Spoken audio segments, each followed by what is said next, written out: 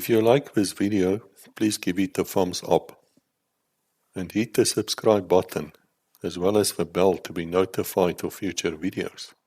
Thank you. Hello Internet, we are back. We've got General Jock here with us. We've been looking forward to this episode. This is his time as commander at 32 Battalion, and I'm sure we're going to enjoy it. So welcome here. Thank you for coming back. We appreciate your time. If you can tell us what happened, how did you get to 32 Battalion? Hi there, good evening, Koos. We're just comparing temperatures now. It's 35 there by Koos and 13 here in Port Elizabeth. So ons moet maar sterk staan. Koos, thanks a lot. I'm going to try and keep this in English for many reasons. Our SPs are mainly English, well, all English. They understand a bit of Afrikaans. What I find interesting is looking at the calendar. It's 1987 to 2022 is exactly 35 years. Exactly 35 years ago. What's today's date? Somewhere in August. Modular has already started. As a matter of fact, my time at Modular is almost at an end 35 years ago. But before I start with that, Koos, just to get back to the 5-SAI one, the previous one. From Bets Fokkens and Jan, they reminded me on feedback on my 5-SAI one that we played rugby against Vryheid and not against Vryburg. And then Koos just showed me an email that came from Etienne Brouwer, who was there in 1967, telling me the same thing, that Vryburg is in the Northern Cape. Sorry, everybody, at my age, Vryburg can be anywhere. Then Etienne also says to Koos, can Jock Harris remember Reckless somebody? Yeah, it was Reckless van der Merwe. That was the guy's name. He was an instructor there at 5-SAI in the 1960-67 when he was there. Now, just to tell you how I got to 32 Battalion. Amazing 6 years at 5-SAI.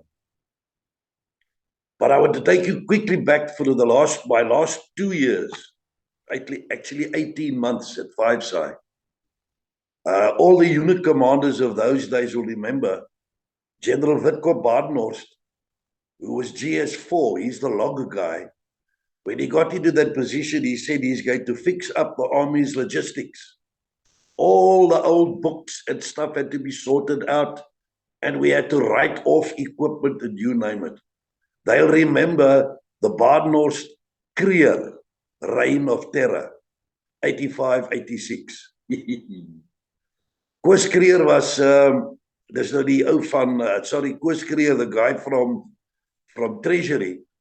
Him and Wittkop Badenhorst went all over the army, and let me tell you, us commanders got old overnight. So it was a stressful last 18 months, especially from Wittkop Badenhorst's side. And towards the end of that period at 5-SAI, I was thinking, it's about time now that I got another little job that is a little bit more restful than the drama and the stress that we had looking after national servicemen and their safety and all that sort of it. So those 6 years was quite something. And then something I forgot to say the other night, or last time we spoke was you see, I like the Maslow's theory thing, where physiological needs at the bottom, capped on the top by self-actualization. 5-SAI, I forgot to say this. 5-SAI actually took in those last 2 years, we took about every single infantry combat trial trophies that you could take. So that was something that I like to remember, just to be a bit windgat about that. And of course, those staff members of mine, I think are still angry with me for not naming all their names, but I think they'll understand. That would have taken us the whole evening. In about September of 1986, I get a telephone call from my Natal Command OC, Brigadier Pretorius, who says to me, listen, Chief of the Army wants to transfer you at the end of 1986. And we want to transfer you as the officer commanding of Sector 20. That's the one based in Runtu, in Namibia, Southwest Africa, Namibia. Am I interested, and will my the family be happy to go all the way upstairs there? So I spoke. It was on a Friday. I spoke to my family. It didn't take longer than 5 minutes for them all to say yes. We want to go to Southwest Africa, Namibia. I explained to them. Because the children are in grade 7 and they're going to go to grade 8, which is not in Runtu. They're going to have to go to Grootfontein and Tsumeb. I read them the whole thing. Bakisaki, we want to go. So I phoned him on Monday. He said, right, he'll let Chief of the Army know. That's the Hutton Patoors from Natal Command, who eventually also became Chief of the Army, by the way. He's not with us anymore. So there it is. I actually get a letter already. I get a letter saying, congratulations on your appointment as Officer Commanding Sector 20 in Runtu. And 2 or 3 days later, after Chief of the Army's conference with his command OCs and so on, I get another telephone call from Brigadier Pretorius. And when I put him through, he says to me, hello, 3-2. So I said to him, so are you talking now in code, or what are you talking about? He says, no, it's just been decided now. You're not going to Sector 20 anymore. You're now going to 3-2 Battalion. Of course, immediately, I can't say, I've had enough of a unit now. Is Witkom Badenhorst and that lot going to be going through the operational command, the operational units as well? So we have another 2 or 3 years of logistics terror. So it was with mixed feelings that I said, General, Brigadier, I've got no problems. I said I was going to go to 20, so go to 3-2 Battalion. But it worried me. Why? Why in such a short period of time did I all of a sudden have to go, instead of to 20, to 3-2 Battalion? I subsequently found out, I think I know why, but it's not to be discussed here. Colonel then, Piet Miller from 8SI, he went to Sector 20, and I went to the 3-2 Battalion. Before I do anything further with 3-2 Battalion, I hope it doesn't take too much time. People watching my little conversations with you have not seen the opening that we had the other evenings virtual, where I saluted certain people, which I want to do now very quickly, if you don't mind. First of all, salutations to our patriarch, Colonel Jan Breitenbach. I salute you, sir. Then to Gert Nel, and then rest in peace to Falcon, General Dion Ferreira, to Eddie Viljoen, old friend of mine, and to Micho Delport, who's going through a very difficult time health-wise. I salute you as well. And then to the SPs, which I thought should actually be standing for special persons, special people. You were the lifeblood of that unit. You served there from the beginning right until the end. Without you, the battalion would not even existed. So I salute you as well. Then there were different phases that I believe of evolution of 3-2 Battalion. I mentioned it the other night, of course, I'm going to repeat it. You had the pre-3-2, and they were still known as Bravo Group. When Jan Breitenbach brought them back to pick a pal in the Caprivi. And he had staff members that ran, or that's part of the unit. So to all the pre-3-2, the Bravo Group people that served there, how you did it, I would not know. You obviously did what Roosevelt said. You did what you had to do with what you had, where you were. Be it beg, borrow, or steal. And there was a bit of stealing as well.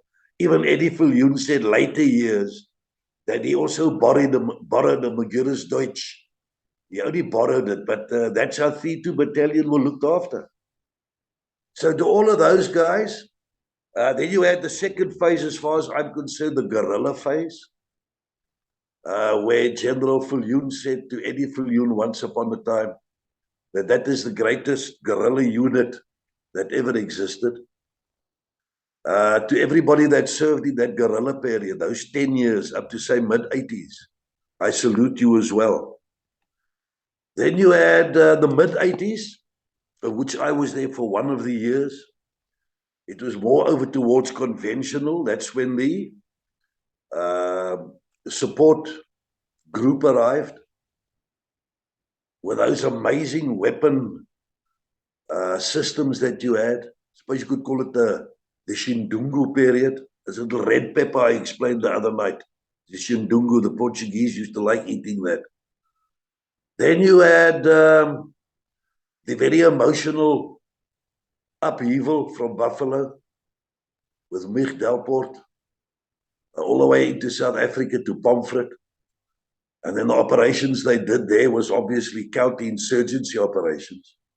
So any unit in less than 20 years, 18, 19 years, that could say that they were guerrilla, conventional, and counter-insurgency, that is quite an achievement. Everybody who served in all those periods, I salute you. Then I've been told, and I think I'm preaching to the converted, that there's two inevitabilities in life. The one is death. Nobody is going to escape that. And the second one is change. Things change, verandering. Change is inevitable. It's always going to happen. Jannie Geldenhuys used to say, if a unit or an organization stands still, becomes stationary, they don't become stationary, they actually start moving in the reverse. There has to be change for the better as you go along. New commanders, new approaches, new values. That keeps an organization moving ahead. You can't stand still forever. Now, I'm saying that for a reason, because, Koos, I am tonight, and I suppose I have been doing that now in all our conversations. If it goes onto YouTube and it goes viral, then you are you nailing your colors to the mast. And if you're going to have a look in the dictionary, what that means, it means that you're giving your opinion, you're giving your story honestly for posterity reasons, and you're doing it in public. So I'm going to watch what I say here, because this is, as I said earlier, for posterity. So whatever I'm telling you here now, I'm telling you with all honesty, with all sincerity. I'm not going to patronize anybody. I've never been known to patronize anybody. And I also don't want you to say at the end of this conversation between Koos and I, shame he had a raw deal, because that's not true. Let's get right down to the bottom of it all. Let's go to the backside of it all before I started in the beginning. I was transferred at the end of 1987. You want to put it in rougher terms, I was relieved of my command in 1987. You want to put it in even rougher terms, I was fired at the end of 1987.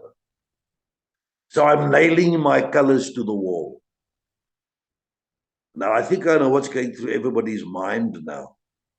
He's going to spend the rest of his conversation with Koos trying to tell us he shouldn't have been fired. Not true. Not true. You follow what I say tonight, and you will see that at a certain stage, I did what a soldier is not allowed to do, really. And that is to disobey an order. which I did on 2 occasions.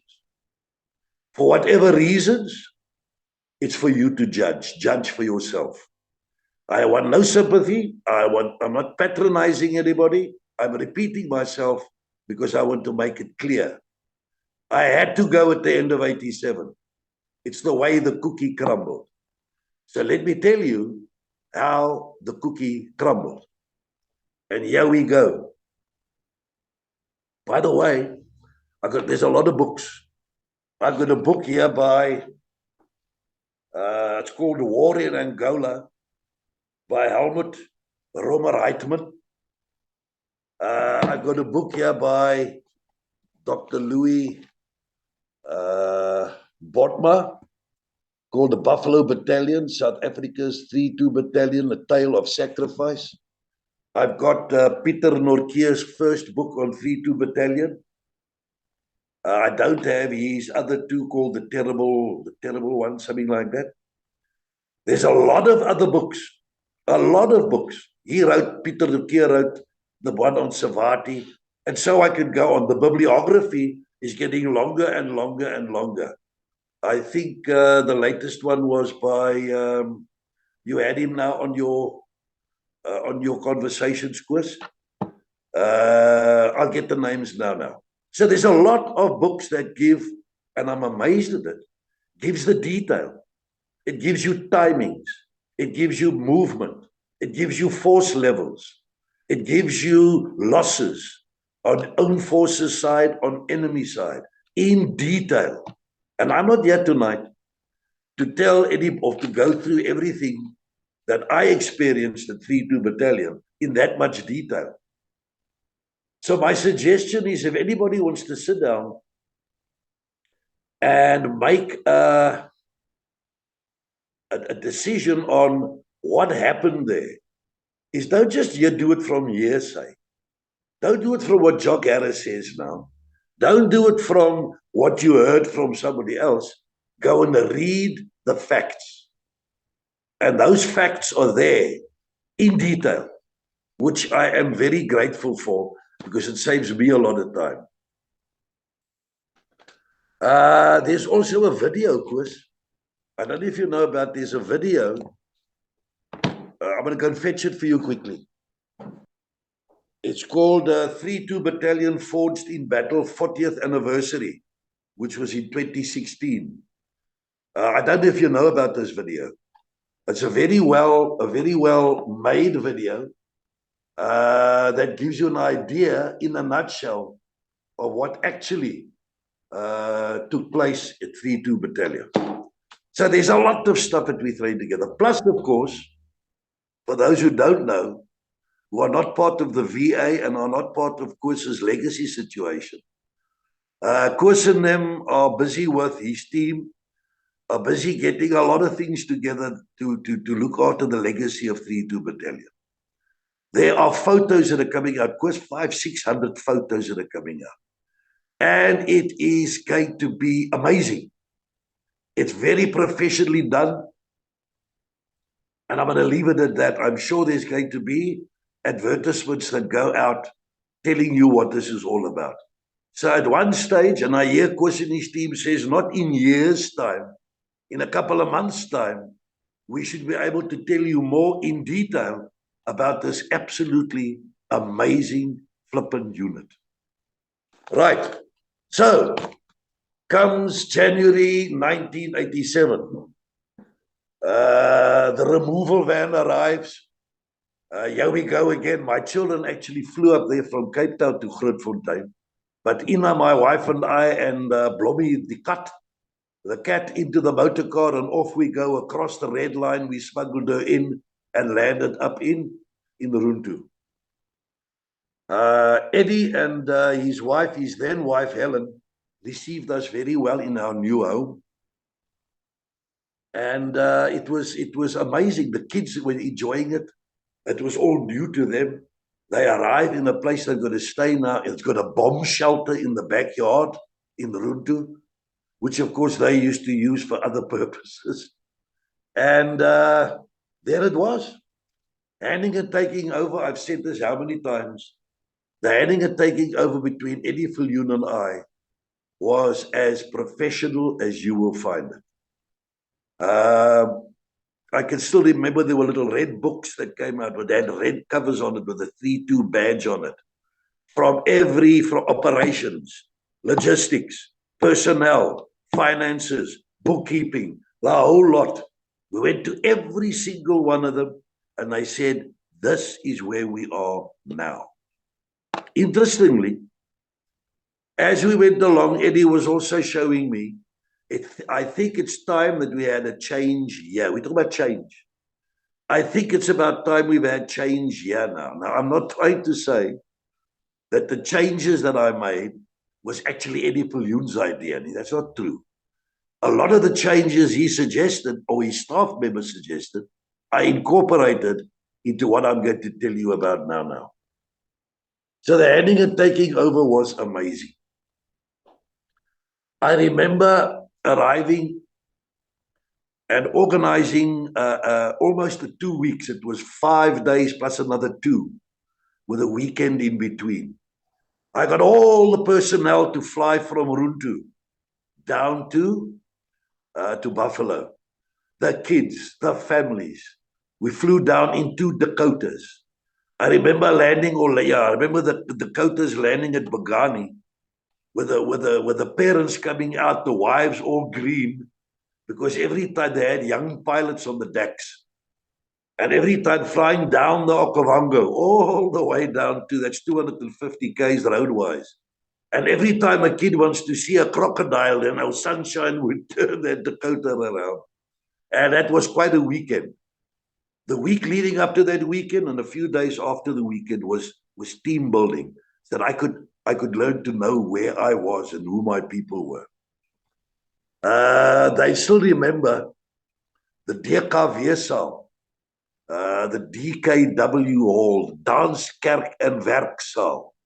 You did everything together in the same hall. And we sat there, and I had everybody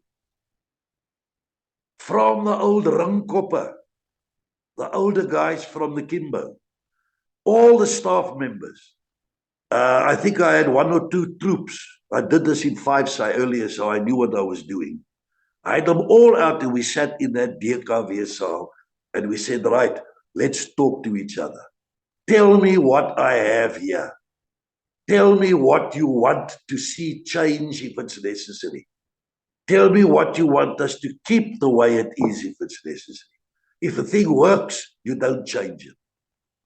And I used to have those minutes. I might still have them, but I think they might have got damaged in some other geyser explosion that I've spoken about before. But anyway, we sat down and we got everything. All the intakes, everybody. It took that long because we didn't just sit and talk. If they said to me, as an example, they don't think that the meat that they're selling at SADFI, South African Defence Force Institute, that built a massive SAVI there, if they told me they don't think the meat is nutritious enough or it's too expensive, then we would all go to the place and look at it with your own eyes to see, does it need a change or does it? So there we did it. Now the plans are prepared. And of course, I want to speak to you in three groups. I wasn't a 3-2 battalion for 12 months. I was there for 4 months. The reason I say that is, if I look at my diary and you divide up the time, then I was about 4 months in Runtu, I was 4 months in Buffalo, and I was 4 months in the operational area. So I'm going to break those, or my little discussion with you now, of course, my conversation, into let's first take Runtu. I can't remember everything, but that I have at my disposal, let's share it with you. Let's take Runtu. I remember the headquarters, a little corrugated iron building next to the airport. You walk into the front door. To the left is intelligence and the ops room. Never forget that.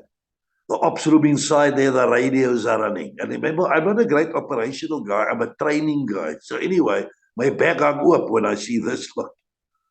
I look at the maps on the wall. It runs right up to the roof. And the border is down here at the bottom, not like other units. Yes, Southwest Africa down the bottom. The rest is Angola.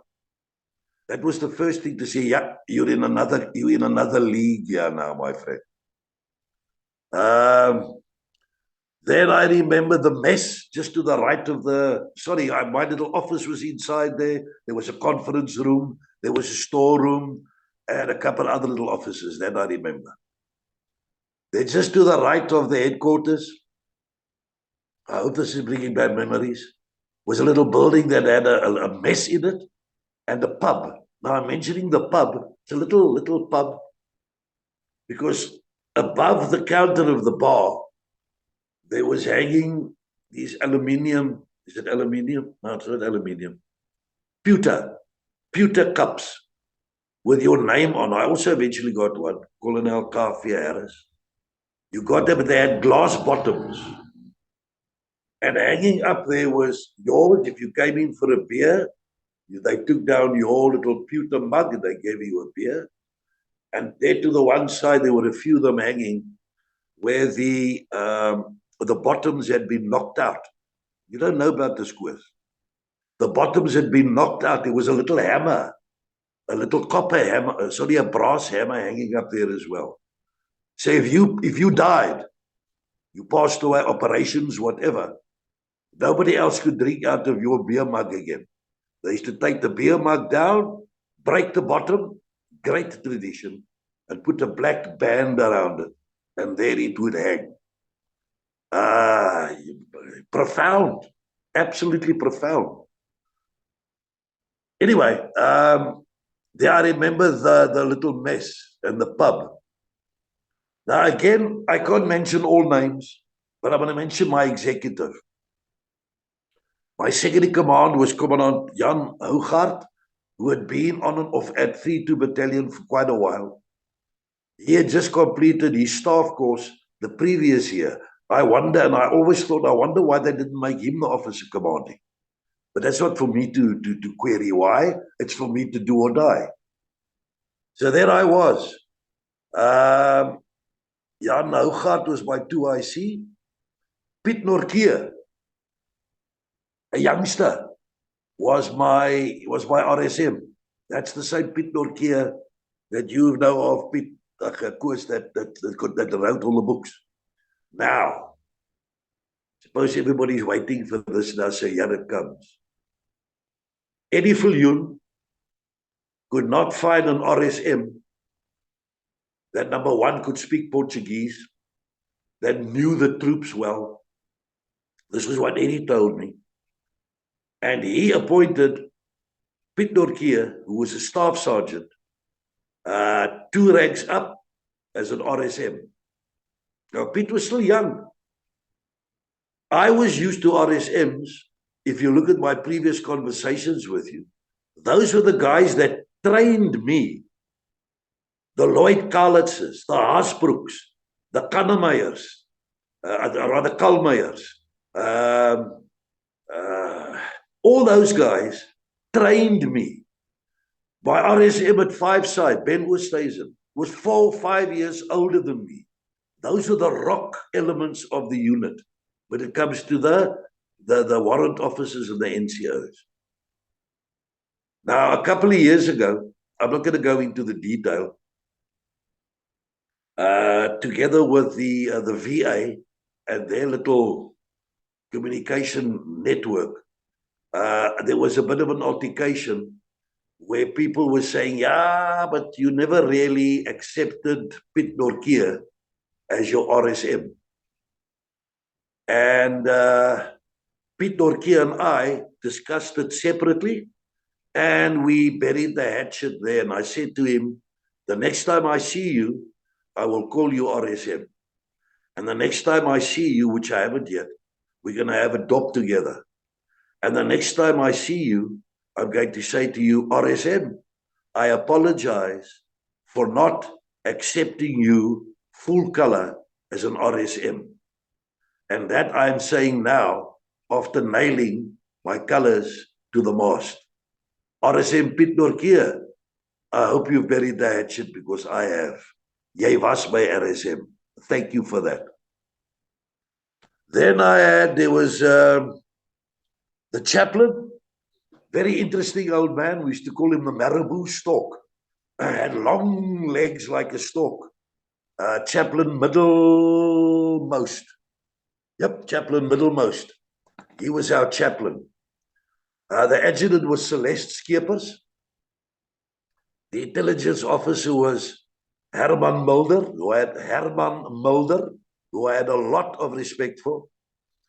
The ops guy that was running the ops in the ops room in Runtu was Peter Hoch. They came and went, but these are the guys that I got when I arrived there. While we're still on Runtu, Piet Miller, as I said, was there in Sector 20. Fred Ulschich, my old buddy from the gym, he was the UNITA liaison officer. And then, of course, you had the South African Air Force, you had the medics, you had SADFI. There's too many to remember because the Runtu was a big base. And then, of course, you had the school, Noordgrens Primary School, where my children went to. They were very happy at Noordgrens Primary School. I will just tell a quick story because I see my son follows this from Holland. He was about 6, 7 years old when we got there.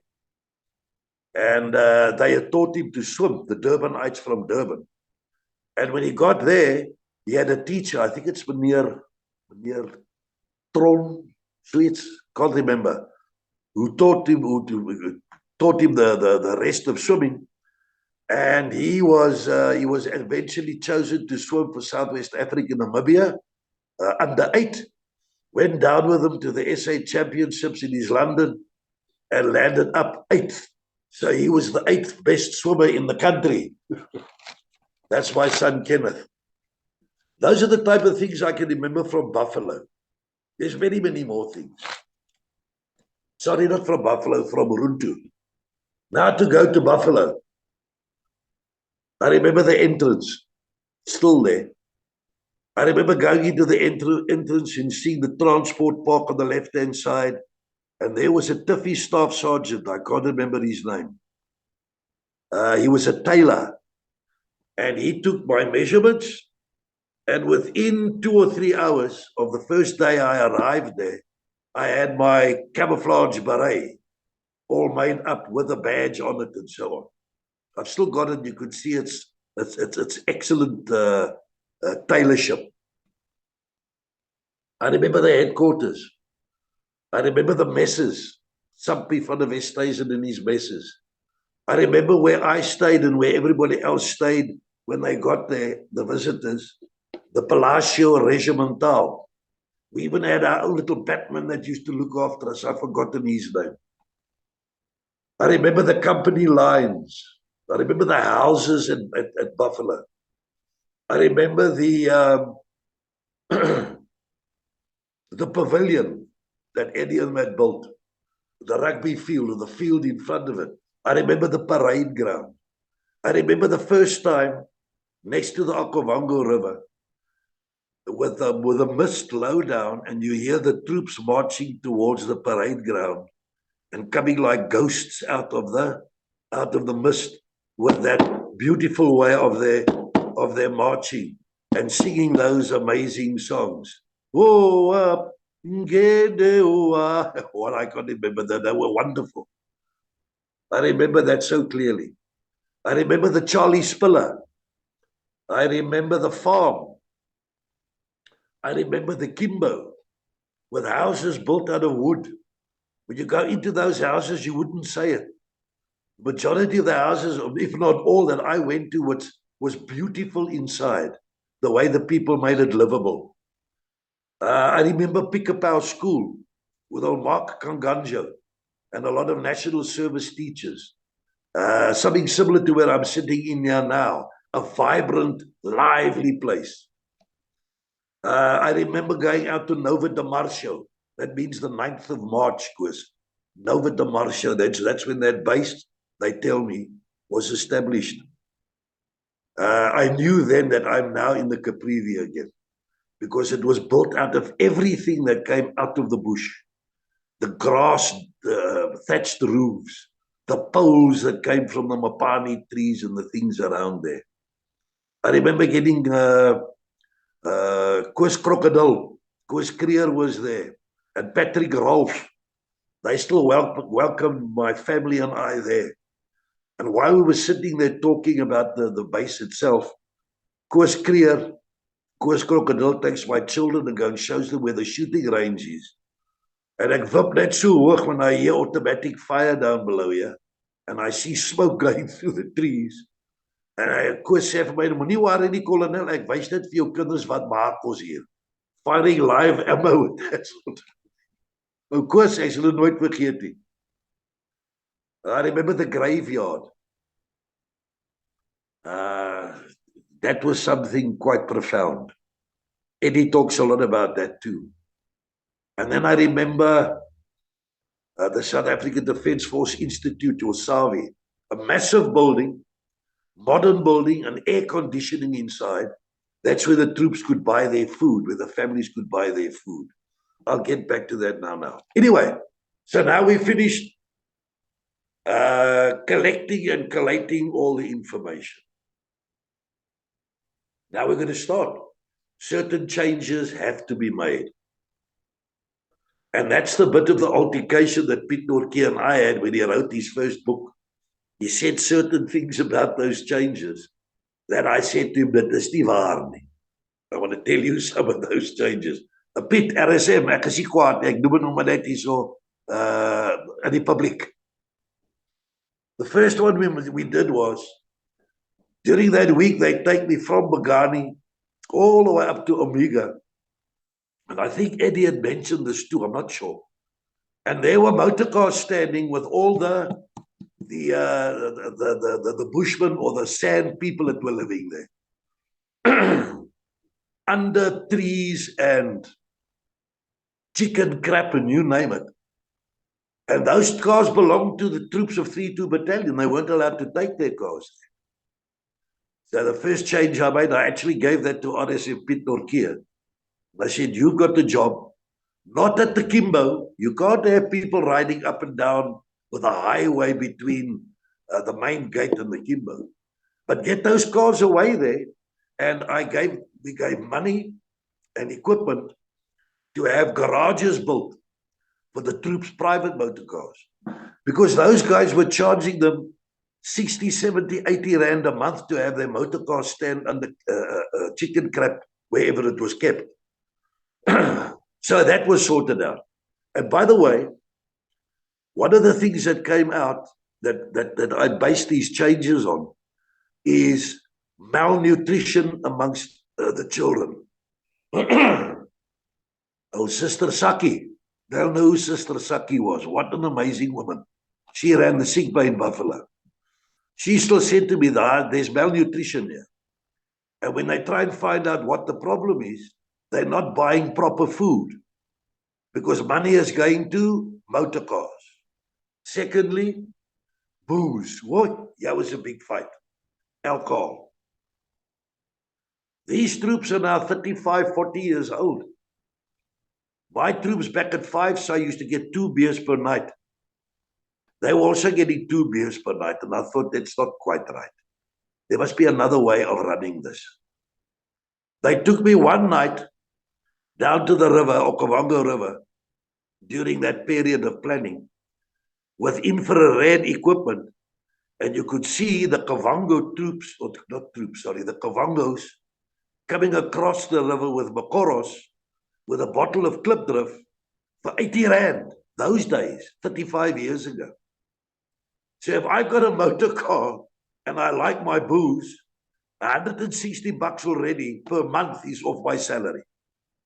And if I've got children, nobody will cake, I'm going to start making choices. Anyway, I'm not saying this in a derogative manner, because nowhere will I ever say anything to the detriment of this battalion and its people. Nowhere, after all these years, will I say something detrimental to the South African Army and the South African Defence Force, which looked after me and my family for 35 years. Funny enough, 35 years ago, I also served 35 years in the Defence Force. So we're on a 35 year tonight. So I'm not saying this derogatively. Changes had to be made. It was inevitable. So the booze story wasn't, I said, now you could buy what we can see you can afford, but obviously if we see through the social side, you are overdoing this, we'll stop you buying booze. You won't buy a drop. Sorry, you won't buy a drop. So behave yourselves. And as far as I'm concerned, while I was there, and remember I came and went from Buffalo, it was working. Then it's Sadfi. Whoa, then I get into trouble about that one. Savi, that's now where they buy the food. They take me and they show me these little vacuum-packed scarp choppies. So they're still blue already. That's how long they've been lying there. The people don't want to buy that. Look at the price of it anyway. The Portuguese like their chickens, poultry. They like poultry and they like fish and they like Tabasco sauce. That's what they like. Die goed moet brand. So who came to visit me was Brigadier Slater. Brigadier Slater was the boss man of Savi back in the States, as we used to say. He came and visited me, and I said to him, Brigadier, have you done proper market research here? A lot of the stuff lying here in your shelves and lying in your freezers, the people aren't buying. I don't even think we had sell-by dates those days. I think the stuff used to lie there until it was sold. I might be wrong. No, okay, no, we'll make a plan. We'll do market research. I said, General, Brigadier, I've done it already. We've done market research already. These people want poultry. They want fish. Excuse me, I'm getting excited here now. It was a week. It was 2 weeks. It was 3 weeks. No poultry, no fish in Savi. So I said, now you load up. You take a sample or two and you go to Walvis Bay. And you go and fetch the fish. And you go to wherever it is and you go and fetch the poultry. And I suppose what I did wrong, I didn't do it on purpose. I actually built a little shop right up with the back wall of Savi as the back wall of the little shop. So they were now buying out of 32 Battalion shop instead out of Savi. Whoa, Paksla. Then Eddie had told me about this. I'm not going to mention the amount because it's substantial. But a substantial amount of money had been on loan when I arrived there to SWA task, to Windhoek, the headquarters Windhoek. And that was apparently used to run or to buy or to build whatever, a holiday resort somewhere on the Skeleton Coast. Now, my troops didn't go to the Skeleton Coast. And I had already sorted out that I was going to get all the money. And by the way, 32 Battalion had substantial money when I arrived there. I'm not going to mention figures now. Some movies had got money. It belonged to the troops. It was their regimental funds. They didn't get it from anywhere else. So I said I wanted the money back because I had a bee in my bonnet of what I wanted to do. And here it comes. So I made these changes, the motor cars and the booze and Savi, the finances I withdrew, the fish story and so on. I went through the Kimbo, obviously, stayed over there one night, saw what it looked like. There wasn't proper lighting in the Kimbo. Like any community, so I'm not pointing fingers at 32 Battalion. Like any community, you have your community problems. You'll have theft. It's a village. It's almost the size of a little town. Good heavens. There's going to be drama because people live in it. And you can't be with them all the time. So there was robberies, there was a bit of drug smuggling and stuff and so on, like you find anywhere. So I decided that we should have a town management council, a TMC, where we can have our own SPs running their own town. I was going to give them finances. That's why I drew that money back from Skeleton Coast. And I looked at the vast amount that we had and I said, okay, I'm not going to give you money. I'll play the, what shall I say? I'll play the national government and you are the local government, or I'll play the provincial government. Then you come to me, this town management council. It had a mayor, it had fin people, it had logistics people, all from the Kimber. And it even had security. I remember security to look after the security in the town. Titi de Aubreu's brother, Sergeant Major de Aubreu. Rest in peace, I think. I think he's passed on. Titi will remember, obviously. His brother was the security, what would you call it? Member of council. And there it was. I organized through Chief of the Army that they send people up to train the town management council, train the mayor what he's supposed to do, train the Fin Oak and Chief of the Army sent up quite a teamwork. Together with that team, they sent up Judge Skabort. Judge Skabort became famous with the Cadessa negotiations. He was one of the two judges on those Cadessa negotiations when the ANC and the Nationalist Party were doing their thing. They even sent up people from the municipality in Kempton Park with a chain for the mayor. I can't remember the mayor's name, maar ou Gryskop. And they actually were training this town management council how to run themselves. And we even had people choosing them, voting for them. I still said to them, I wonder if this isn't the first time you have had a democratic vote in your life, because you never voted in Angola. You were fighting in Angola. Yes, your turn, and they voted for them, etc., etc. In the retrospect, it didn't last much longer after I had left, because who were we to know that just 2 years later, the Berlin Wall would fall. It would be the end of communism. And to all the negative guys that say, what did my friends die for in the operational area? That was one of the reasons they never put their foot here. Never forget that. When it was Glasnost and Perestroika and all that jazz ended the whole of the USSR.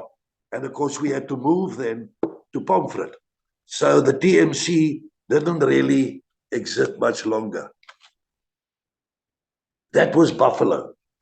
So I've spoken about Runtu. I've spoken about Buffalo. 4 months in Runtu, on and off. 4 months in Buffalo, on and off. Now, the other 4 months I spent in operations. I remember, and this is all well documented, so no details here. I remember when I arrived there, Operation Kakebeen was still on the go. I think it had started just before I arrived. That was in the area of Techimatet, Kasinga, Ivali, Mupa. The guys will know what I'm talking about. I still visited them one night. Flew in one night and flew out about 2 nights later to go and see what it was like on the ground there. I think Pieter Voch was still running that. Later on came Operation Radbraak, and that was the only operations, let's say guerrilla operations, that I was the commander of 3-2 Battalion when that took place. I remember Radbraak. There were 3 companies and a support element in that same area that I mentioned earlier. where Jurg Iman, who was it, Keith Evans's company, Mac McCullum. Hey, kry nou 'n traan in my oë as ek nou dink aan nou Mac. En dan nou Jurg is baie siek op hierdie stadium. As ek reg gehoor het, Jurg. Their companies plus Jasper Brandt and his support element. They were also there. Now, those are the operations. I can't be involved directly, but my companies are there, and I'm following the operations. Back at home, I'm now doing inspections in Buffalo. Inspections? What inspections does the colonel want to do? I said, I want to see what your equipment looks like. Okay? This is now the equipment of the SP troops, shame, that have come all the way through Bravo Group, where they were issued with Jet-Trash rifles and a Russian water bottle and whatever, funny boots, whatever. Bless them. That was an amazing period. They were issued thereafter with certain things. I had to see for myself what your equipment looks like. Because I'd been warned in 85 and in 86, the Fapla brigades tried to take Mavinga and Jamba. They get to try it again. In 85 and 86 thereabouts, the year before I arrived, I'm not sure of my dates now. The only thing that stopped them was our multiple rocket launches from Robbie's support group. And they knew they're getting ernstig now. They get to come down here with vengeance. That's what Herman Mulder and Jan Hougaard and everybody told me. I said, right. Now, I want to see for myself what your equipment looks like. Yo, nie lekker nie. Down to our weapons as well. I mean, there was smaller mortars like your Patmores or your 60 mils that they didn't even have base plates in and hundreds of things. Not 3-2 Battalion's fault. Because you're always upstairs there, ja, laat hulle beklei hom. They've always got away with everything that they've had. Leave them alone. That was Pretoria's attitude, I thought. That was my opinion. So I inspect them, and then I go to inspect the weapons, and I say to them, nope. That's all came out of our planning, by the way. Look at our weapons. So I appointed Jan Hougaard, my 2IC, who did an amazing job. He took, I can't remember, 2-3 months up between Pretoria and the battalion. The then GS4 that took over, I think, then from General Badenhorst, the guy that gave us all the drama, was a General Oosthuizen. And between General Oosthuizen and Jan Hougaard, they re-equipped 3-2 Battalion with the nicest stuff that you could find. Not necessarily everything we wanted, but we were re-equipped with personal equipment. To get that right, I told General Geldenhuys what I wanted to do.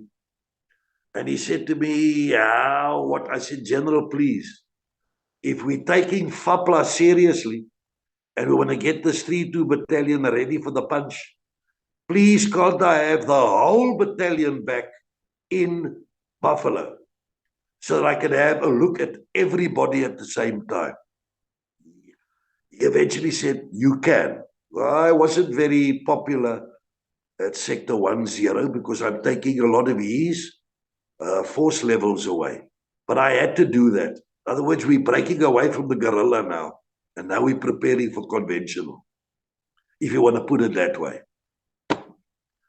So yes, they came back and we did all these and we re-equipped them. I remember General Oosthuizen saying, ek is bang, I'm scared of giving equipment to 3-2 Battalion because it's like chucking something into a black hole. It just disappears forever. But he did it anyway. I don't know if General Oosthuizen is still alive, but if he ever hears this, I want to thank him for the re-equipping of 3-2 Battalion. Then, where am I? I withdrew the people. Then we had training. I wanted to see what my troops could do. I knew they had a massive X factor. They had an X factor. They're just amazing. Everybody knew that. That's why they were known as the terrible ones.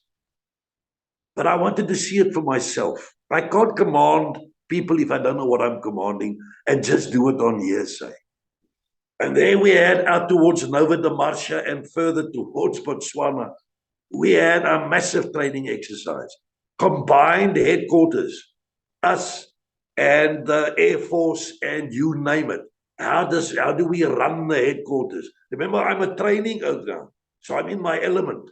I like to see that. That's how you're going to do it. I was in for the surprise though, because I visited the troops doing their live ammo attacks and that sort of stuff. Had my back opgegaan, did my mouth hang open. They deserve the name of the terrible ones. Those troops with fire and movement, and you're amazing. So I was happy. Re-equipped, trained, not retrained, just trained to see we know what we're doing. And by the way, that's always when you come to battle handling, you always go through training. Training never stops. You always do training, otherwise you start falling behind. And that's when I had my first problem with my General Meyer, God bless you, sir, from Southwest Africa Task Force. He comes to me, he calls me to Omega. He says, do you know the situation now with the FAPLA? I said, yes, Herman Mulder is keeping me in the picture. He said, what you going to do about it? I said, no, but General, I'm under your command. You must tell me what to do. And that's where, you see, in the past, Eddie and them, rightfully so, Eddie and them used to just handle the FAPLA on their own quickly. That's what I think. I might be wrong. I could be attacked now about this, but please do attack so I can get my own mindset right. But 3-2 Battalion was stopped. No. You must tell me, please, General. And there came a bit of from the beginning. But with all respect, General, I always respected you as my GOC. But that was the first little bit of a crossing that we had. I have to train to do operations. When you finish operations, you train again. Anyway, so there was a bit of a problem. Now, then comes Modular. The books that I refer to, if somebody wants to now really know what happened, then please read the books. And then you'll know what it was about, the detail of it all. But I was now ready. And General Kat Liebenberg, Chief of the Army, was appointed the Chief Coordinator. The Chief of the Air Force was also part of it, Chief of Staff Intelligence. By the way, I'm reading here quickly, and I'm not going to do a lot of reading. Out of this book by Helmut Romer Heitman, months after Modular, Hooper and Packer, he came to me in Kimberley, and he, for almost a whole afternoon, in the Jack Hinden Officers Club, funny enough, he came and interviewed me. And so that was now, 34 years ago, when he interviewed me. And he wrote this book, War in Angola. So these facts are accurate still. I could still remember all these dates. Anyway, those gentlemen were now part of Modular, and it had to be conducted in 4 escalating phases. Phase 1, watch and harass the FAPLA force as it deploys. That's back down towards Quito-Carnaval. Secondly, monitor and harass the FAPLA force as it advances. Thirdly, stop the FAPLA advance. And fourthly, destroy the FAPLA forces involved. Out of the book. Colonel Jock Harris, commanding officer 32 Battalion, was given command of the South African ground forces to be deployed into Angola. He was to report to Colonel Piet Miller, that was at Sector 20, as a tactical headquarters, and from there they would report back to the GOC of the SWA task force. Jock Harris's instructions were accordingly that the other deployed elements of 32 Battalion were not to become engaged in combat. They were merely to ensure the safety of the rocket launchers and the security of the airhead at Mavinga, as was the previous years.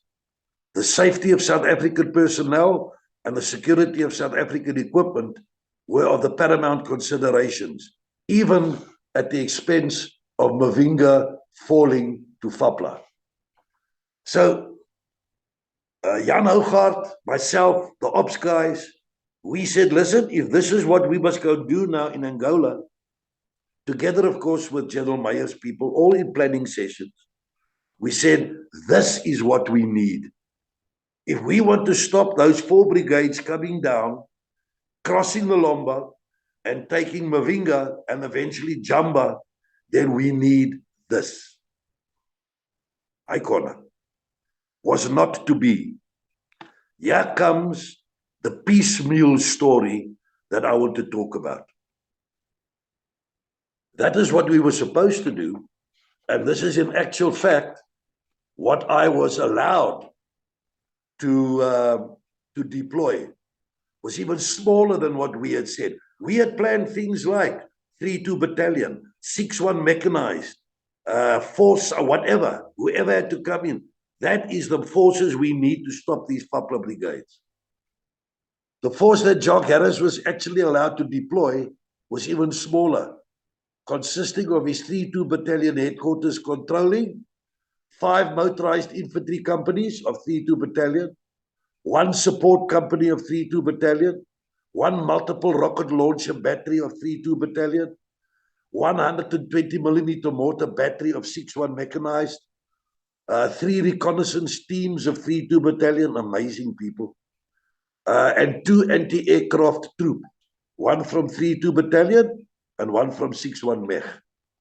There we go. Now, of course, I'm going to send you, it's a bit of a cluttered map. I can't find an open one. But I'm going to send you a map of the whole story where you see Mavinga and here's the Lomba River. There up in the corner is 5-9, 4-7 and 2-1 FAPLA brigades. Slightly up towards the source of the Kunzumbia is 1-6 brigade. They were going to come down on the eastern side to Mavinga, while these 3 here were going to come down, cross the Lomba, and then take Mavinga down in the south. You could see it on the map. So, okay, we deploy. We deployed, it's in the books here. I'm not worried about the exact dates. It was in August, where we deployed. Enter 32 Battalion. There's what it's all about. We deployed on the 17th of August. Nope, it's earlier. Sorry, let's forget about the dates now. Let me tell you what happened. Yeah, in July already, we were already making contact with UNITA all over Angola in their certain bases. We had Jamba. In Jamba, we had conversations. Up at Kunzumbia with General Demosthenes and General Bok, we were listening to how and what they think that those 4 brigades were going to do. So we deploy into Mavinga, and I decide that if the multiple rocket launchers are going to play a major role, which, by the way, they can, that's destruction like you've never seen in your life before. Then we must send an element down to the source of the Lomba River to wait and see what the brigades do. There was an old UNITA log base close to the source of the Lomba. So we deployed. Now, I'm only telling you the story for one reason. Here it comes. I send Robbie down there with certain elements, but I decide I want to go with him. Because it doesn't help sitting in the little headquarters in Mavinga, and I've got no idea what the terrain looks like. But my command vehicle, the Eddie will have a laugh at this. My command vehicle of 32 Battalion is a Buffle. A Buffle, it's an anti-mine vehicle. You know the Buffle? With very sophisticated radios. But now I'm going to go and ride with these state-of-the-art rattles. I'm going to go right down to the Lomba. So I decided that's not going to work. So I look around, and I see we've also got deployed, I think it was 2 Caspers. John Mortimer. I'm going to send you a story about John Mortimer and his Caspers. That was electronic warfare. They had radios in what for niks skrik. But they could at least keep up with the rattles. So I said, John, make me a space, please. I'm now moving in here as my tactical mobile headquarters, if you want to. Because I'm not going to traipse behind you in the Buffle. You know, the Buffle ry al die pad hier agter die rattles. Anyway, off we go. We get down to the source of the Lomba. And General Meyer, I think rightfully so, says, listen, I want you, Harris, you must go up there to the source of the Kunzumbia, there close to the 16th, and see what it looks like and have a look when they start moving. I said, okay. And I handed over little command, tactical command to Robbie Hartsleaf, and Alfred Ulschich and I, each in the Casper, off we go at night. It's about 60 kilometers up. Off we go at night to go and join General Demosthenes. I'm telling you the story now because we just left. We still at the Lomba. And my driver doesn't understand the floodplains of the Lomba. By the way, the Lomba is a small little river, but the floodplains, when you walk on those floodplains, they actually do this in front of you. It's mud. Prachtig, shook. Halfway, the whole Casper, halfway into the mud. I'm telling you the story too because now we get hold of Rian Roeping. He's one of my tiffies. And now Rian Roeping still came out. Rian will remember this. Rian still came out with the Wittings. The Wittings is that massive recovery vehicle to pull us out of the mud. And there goes Fred and I. We get up to the source of the Kunzumbia, and there we are, and we get briefed by General Bok from UNITA. And he tells us, that night, by the way, we could hear them. The 16th Brigade was about just under 2 kilometers from us. You could see their fires, and you go Rusepela, and you can hear the parties at Fapa because they're going to start moving now. Okay. And Vrachtig that next morning, we just up, just about doing our little conference with General Bok. There comes those MiGs. Maar hulle straf ons. They punish us there on that bloody area. I just remember a bunker getting blown up here. Alfred and I diving into cover. We were very proud of it because thereafter we found out when we saw where the rockets landed that we had become members of the under 100 meters rocket club. But it's a bit scary, well, it's a bit heavy. So we stuck around that day, and Vrachtig, later that afternoon or whenever it was, those brigades start moving. And Fred and I had to move that next night. I moved all the way down to Kunzumbia, and I remember here at about midnight, I got down to the Lomba again, where the Ingwe, if I look at the map, you'll see where the Ingwe and the Lomba sort of convert. There was my own 32 Battalion troops welcoming me back across the Lomba River. I thought I was going to kiss them because I know what's coming behind us here now. We had to move, otherwise they would cut us off. So there we are. Here comes the brigades. Please, those that have studied it will know. The idea was that you got the Kunzumbia and then the Kuzizi River that runs into the Lomba. The 59th came down with the idea of crossing the Kuzizi and going and joining the 21st to cross the Lomba and to establish a bridgehead. With the 47th coming around the source of the Lomba, joining them, and then moving south of the Lomba and taking Mavinga and Jamba. Now comes the story that irritated me. I suppose there was reasons why the politicians didn't want to give us the force levels that we thought was necessary to stop them. I don't know why. I'm going to tell you just what I think my opinion is. But yeah, they come.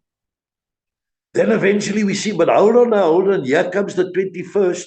Is starting to approach the Lomba River. Now, it wasn't chief of the army. It wasn't chief of the defense force, my opinion.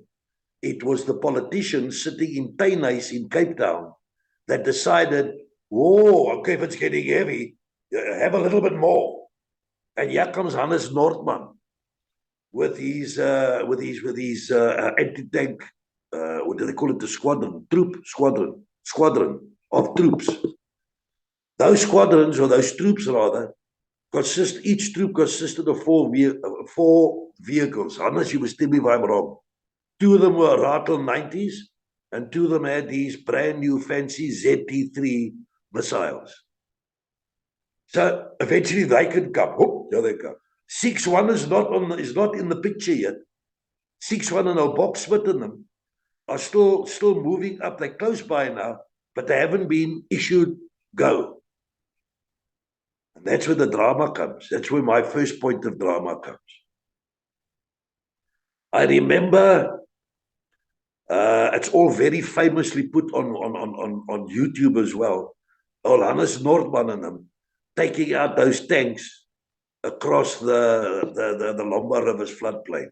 Yeah. I wasn't there, I was just behind there. But anyway, what a pleasure. That took place.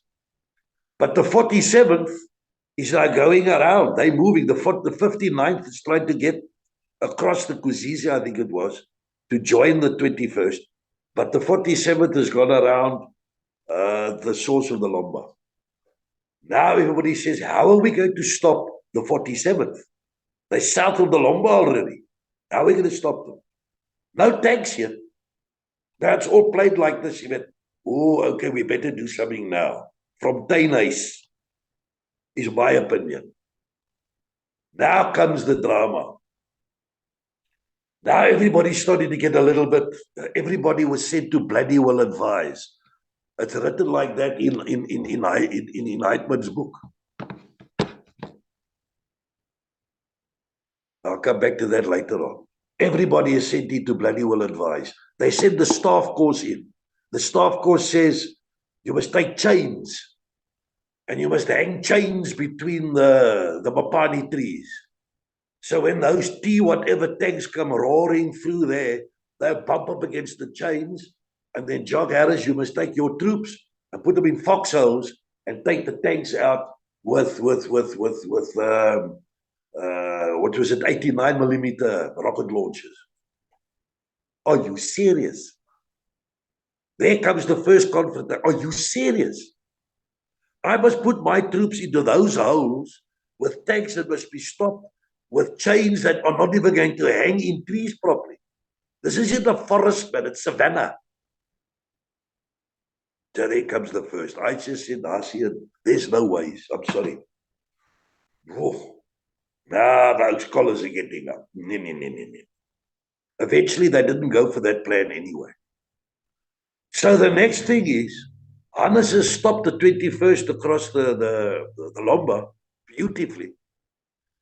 Now I get told, Harris, take your 106, your 106 Jeeps. That's Jeeps, man. Take your 106 Jeeps and join up with Hannes's 90 mils. Take his troop, take the 90 mils away from each troop, and leave the ZT3 rockets there one side. And then make a little force and go down and go and stop the 47th Brigade. Sorry, Brigade. Yeah, Brigade. I said, what? How the hell are we going to do that? Robbie Hartsleaf and Hannes Nordman come to me. They say, I tell them this is what they want to do. They say, I'm not an armored man, I'm infantry. They say to me, Colonel, if we have to break up Hannes's troops, take the 90s away, put them with your 106s, they can't even ride in the same tracks as those rattles. And they can't do bundu bashing on their own. A Jeep isn't made to bundu bash with those weapons on. Please ask the general not to do that. I said, listen, I understand that. Command and control goes for a ball of crap because you've got one lieutenant in charge of those 4 vehicles. Now he's going to ride away with the 90s. What happens to who looks after the Z23s, ZT3s? So General Mayram flies in, and General, again, please, I'm not trying to be derogative towards you, sir. When you told me, you said to me, are you going to give that instruction? I told you, sir, that my armored personnel said they beseeched me. We can't do it that way. So he said to me, are you telling me you're not going to give that instruction for them to do that to stop the 47th? I said, General, I'm sorry, to bear my lip. My bottom lip was jumping up and down. I can remember that so clear. I said to him, General, I'm sorry, I cannot give that command. Well, in that case, Jock Harris, I'll have to speak to the Chief of the Army. You don't understand this type of warfare to relieve you of your command. I said, if that's the case, General, as soon as possible, please. That was Echo Garagat. Anyway, General, I'm saying this with all due respect to you, sir. And then that is what happened there. Then, of course, the politicians allowed, come 6-1 Mech. Yes, I've got great respect for 6-1 Mech. Those guys know how to fight. Together with Hannes Nordman's 90s. Where have you ever heard in the history of warfare that wheeled armor, the rattles, wheeled armor with 90mm guns on, takes on T-52s, T-57, whatever they were, tanks. So you've got wheeled armor fighting almost hand-to-hand combat with Russian tanks. But they beat the shit out of them. Excuse my language. That's where Hannes Nordman and them. That's where we lost old Mac McCullum. God bless you, my man. Just after my birthday.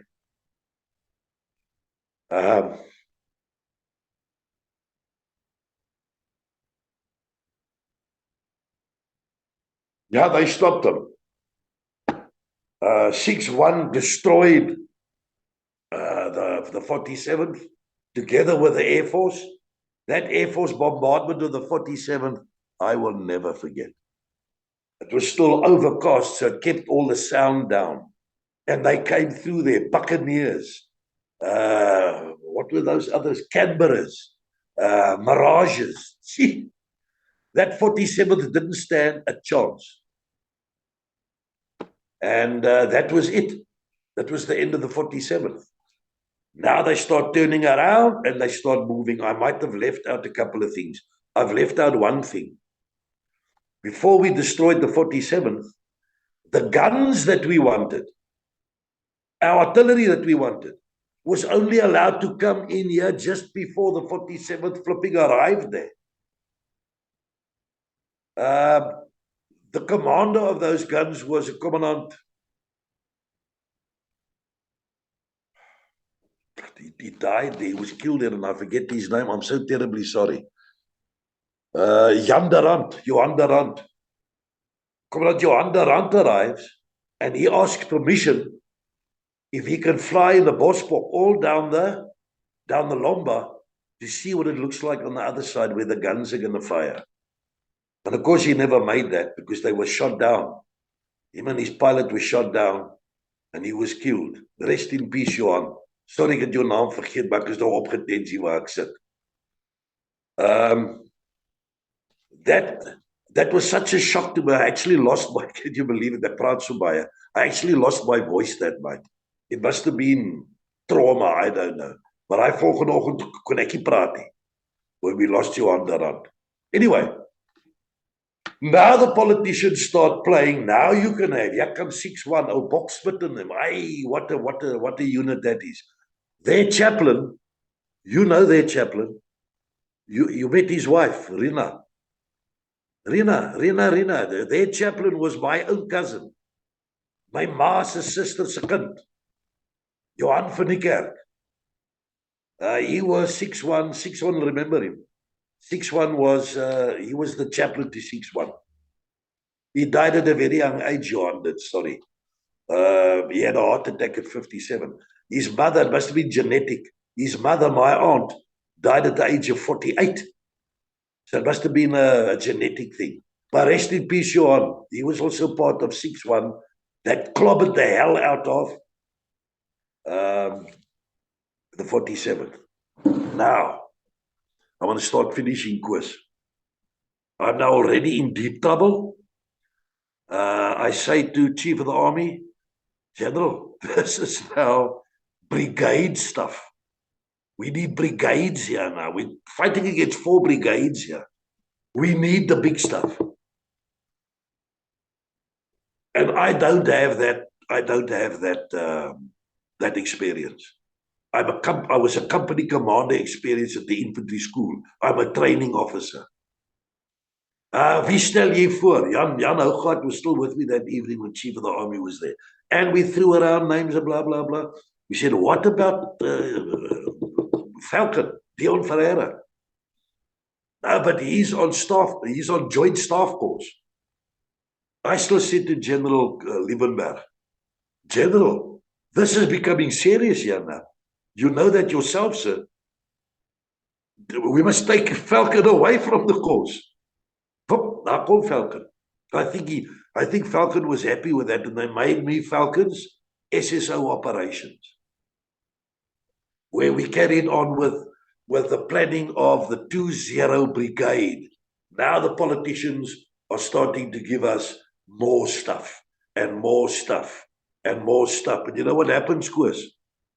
We stop Fapla, we destroy 47th, and we chase all those brigades, go tearing back to Quito Carnaval with their tails between their legs. You know what we did? Almost the same as what happened in the Boereoorlog. The troops had to clear out. We stopped. We didn't chase them. We didn't chase them. We lost the initiative.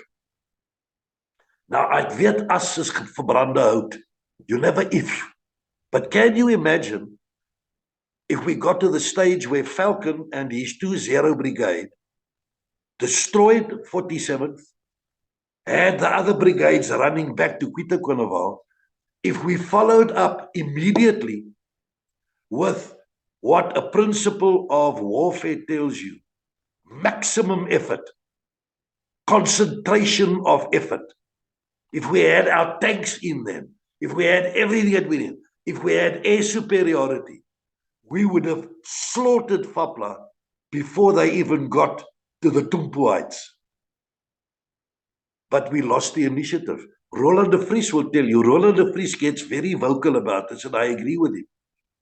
Roland de Vries was put on standby one side to have a force ready when we chased them to go over the Kavango River and attack them from the west. In other words, we would have chased them and up to Quito Carnaval, Tumpo Heights, whatever they were called, and Roland and his company going around the west. It would have slaughtered them. But now I think we are now playing our cards, the politicians. What reaction is that going to have on the Cubans and Fidel Castro? How is he going to react when he sees, or the Russians for that matter, when he sees they are now going to be slaughtered? So we sort of, now Roland can't go west. Hold on, they are running back. They're running back. Troops have to clear out first. We have to get new troops in their place. And there starts a hooper. Now we start moving up. Now we start getting the equipment that we need. Hooper and Packer, I can't talk about that. Heitman talks this whole book about all three. And I can, what's the word?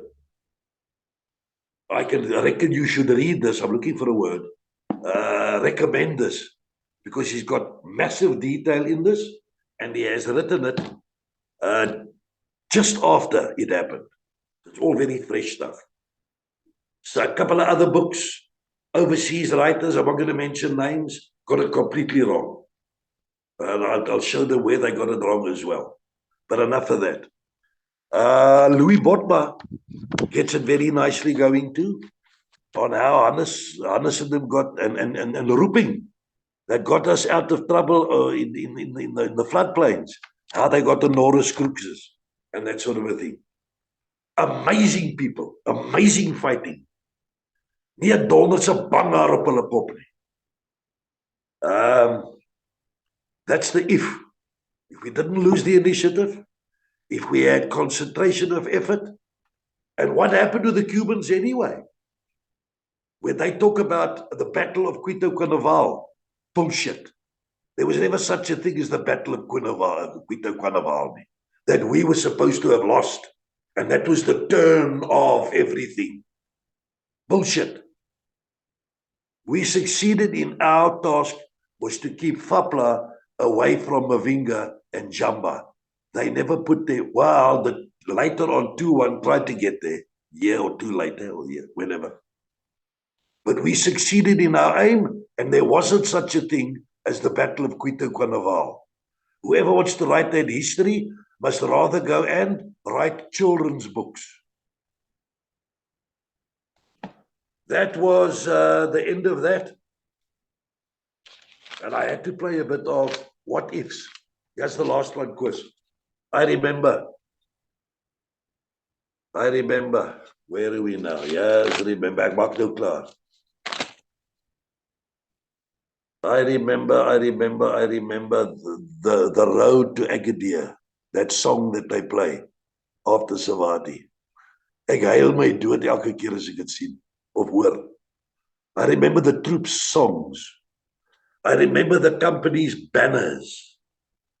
I remember their way of marching. I remember their belts and their berets. I remember their credo. I remember General Geldenhuys arriving one day at Buffalo on a Sunday morning on his own in a Puma.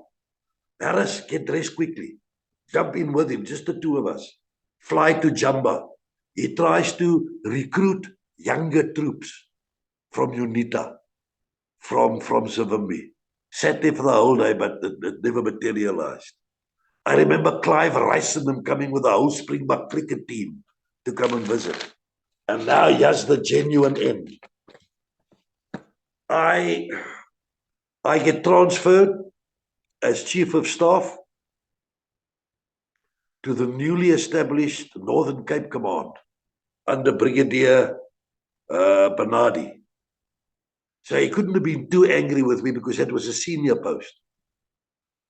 I stayed there for 6 years, and that's going to be my last chat with you later on, Chris. It'll be part of that. But now I want to fast forward quickly.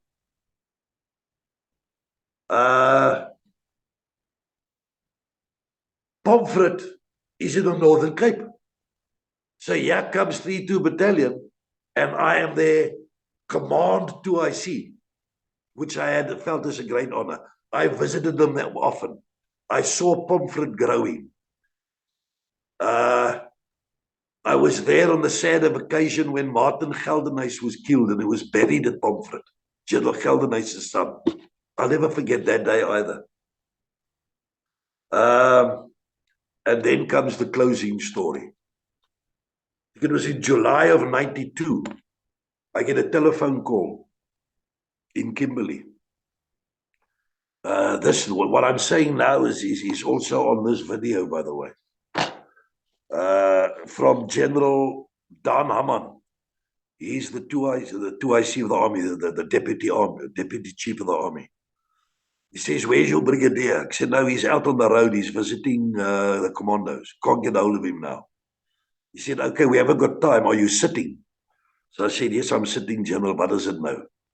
He says, "This is 4:15 in the afternoon." Listen to this, the timing. 4:15 in the afternoon.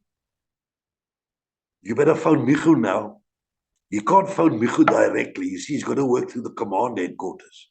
You've got to stick to the channels. Phone him now and tell him at 6 o'clock tonight, it's going to be on the news that 3-2 Battalion, 3-1 Battalion, and Kufut have been disbanded. What, you could have hit me with a nutfish, wet fish. I said, okay. I said, you didn't take the phone. So I phoned Michu. I tell him, Michu, all your troops are going to be briefed before they watch television tonight at 6 o'clock. It's going to be on the news. And there it was. We became valuta, I think they call it, like little pawns in the negotiation for the new South Africa. Again, the politicians. A lot of people think it's the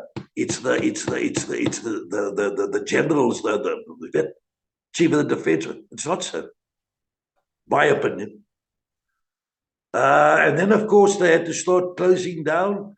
And then that very infamous parade in March 1993, which I shall never forget. That's the day that we closed them down. That's the day where one of the Creer brothers walked onto the parade ground and spoke to the troops in Portuguese. That's the day when Willem Maratta had organized the 20 coin pieces to hand over. That's the day when they were all there watching this with emotions that you cannot explain to anybody. It was just amazing. And so came the end of arguably one of the best fighting units that the modern world has ever seen. And remember what I said? I'm not patronizing anybody. I'm not looking for any sympathy. Any commander who does not execute commands from his higher headquarters must expect that happens to him, that happened to me. But you know what, Koos? There's not one change I would have made. When I think back now, I could do nothing else. I don't want your sympathy. I want you to know what happened there. Obrigado. Thank you. I just want to clear up something here, sir. Why was it so important that Fapla was prevented from getting hold of Mavinga and Tambo? That's in the southeast of Angola. They could come across the border, they could support SWAPO and push anything they wanted to, and that would have been the end of that situation. They would have been right up on the border. We know, of course, what happened is that just after Quito Carnival, Castro increased his force levels anyway by 30,000.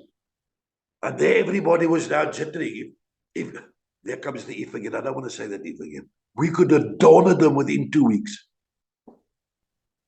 And am I correct, sir, to say that the commander's first duty is towards his men? It's not even debatable.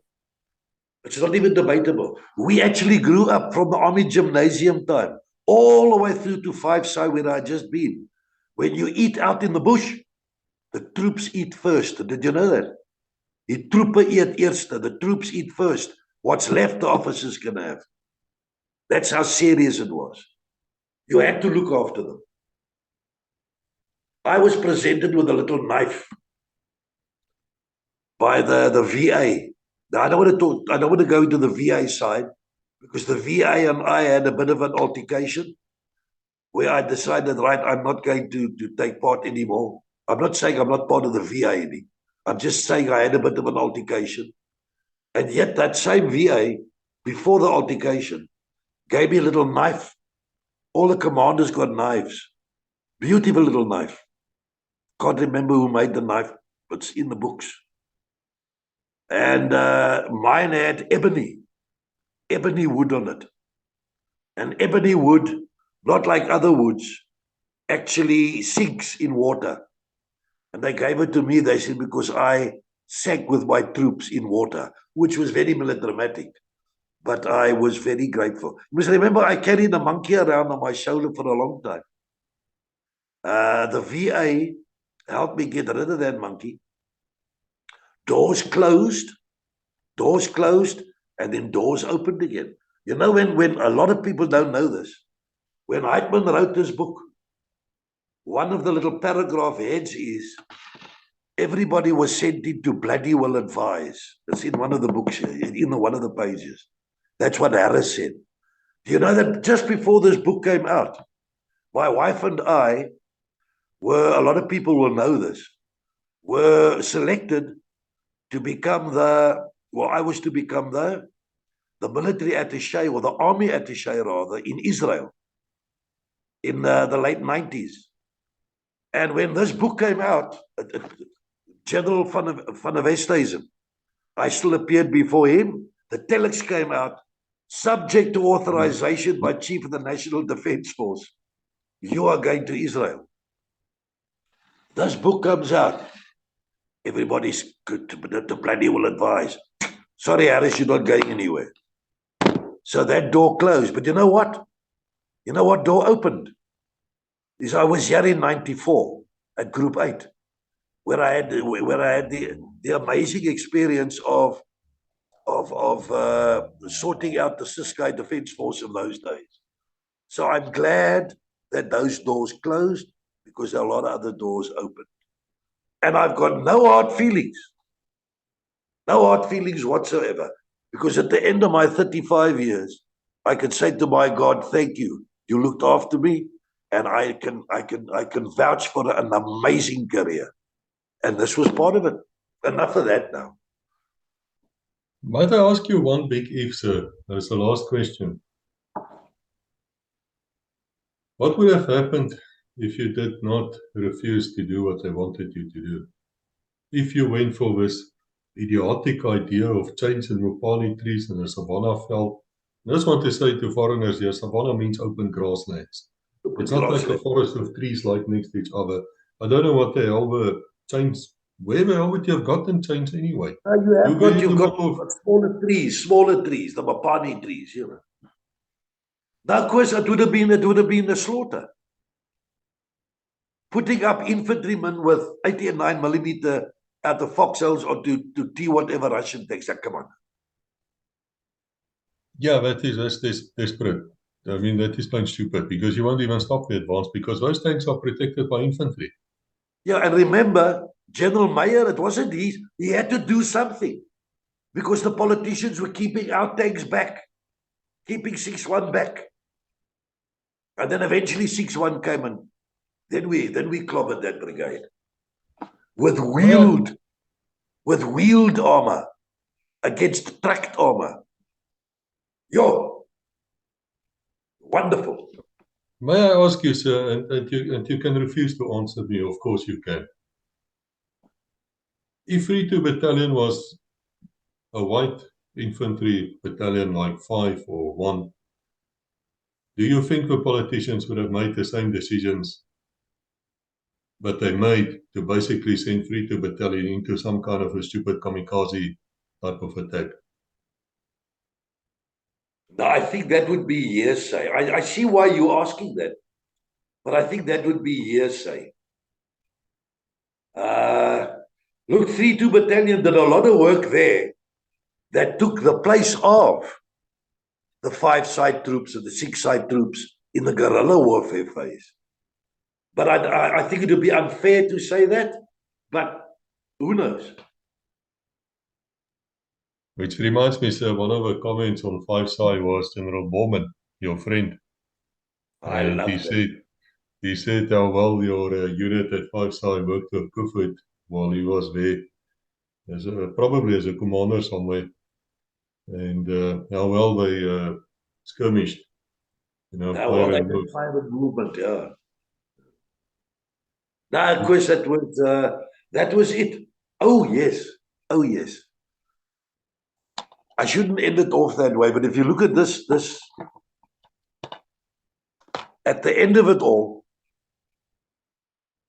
Jan Breitenbach sits down there and they interview him in Sedgefield. And I'm not going to start crying about this now because I've already done that. But Jan sits there terribly emotional. And he says there on this video, he explains why and what he thinks, how stupid it is to close down 3-2 Battalion. And then he says, and now I'm old. I'm almost using his words now, and now I'm old. And there's nothing I can do. And he ends it off by saying, nothing. Yeah, we all bloody were crying when we heard Jan saying there was nothing he could do. Nothing.